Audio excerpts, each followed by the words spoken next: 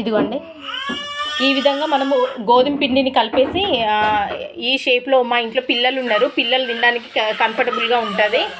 ఈ విధంగా అనమాట. ఆయిల్ హీట్ ఎక్కాలి. ఆయిల్ హీట్ ఎక్కినాక జస్ట్ టర్న్ చేయాలి. టర్న్ చేస్తే పూరి పొంగిపోతుంది. చూసారా ఎంత బాగా పొంగుతుందో పూరి. హెల్త్కి చాలా మంచిదన్నమాట. పిల్లలకి ఈ విధంగా చేసి పెట్టండి. ఎక్కువగా టిఫిన్ సెంటర్లో పూరి తినొద్దు, ఎందుకంటే వాళ్ళు హీట్ చేసే ఆయిల్ వచ్చేసి బ్లాక్గా ఉంటుంది అనమాట. ఇది నేను ముక్కుడు అండి, ఇనుప ముక్కుడు అంటారు కదా, నా ముక్కుడు ఉండడమే బ్లాక్గా ఉంది, ఆయిల్ బ్లాక్గా లేదు.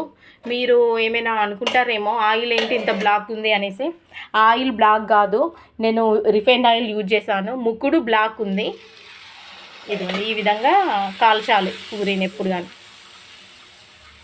చూడండి ఎంత బాగా పొంగుతుంది చూసారా.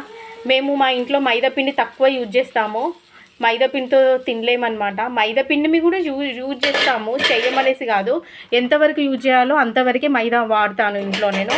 99% ఈ విధంగా పూరీలోకి అయితే చపాతీనే యూజ్ చేస్తాను నేను, చపాతీ పిండిని.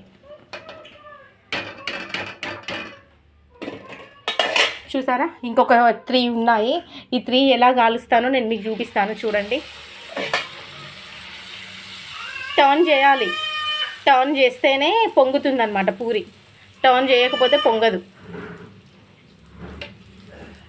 ఈ విధంగా టర్న్ చేయాలి. ఈ విధంగా కాల్చడం కానీ, మనము పూరి పిండి కలిపేటప్పుడే ఉంటుందన్నమాట. పూరి పొంగాలి అని అనుకుంటే చూసారా, పిల్లలు తినడానికి కంఫర్టబుల్గా ఉండడానికి పూరిని ప్రెస్ చేసుకోవాలి. చూడండి, మీరు ఇంట్లో చేసుకోండి, ఎక్కువగా టిఫిన్ సెంటర్ నుంచి తెప్పించుకోకండి పూరీస్.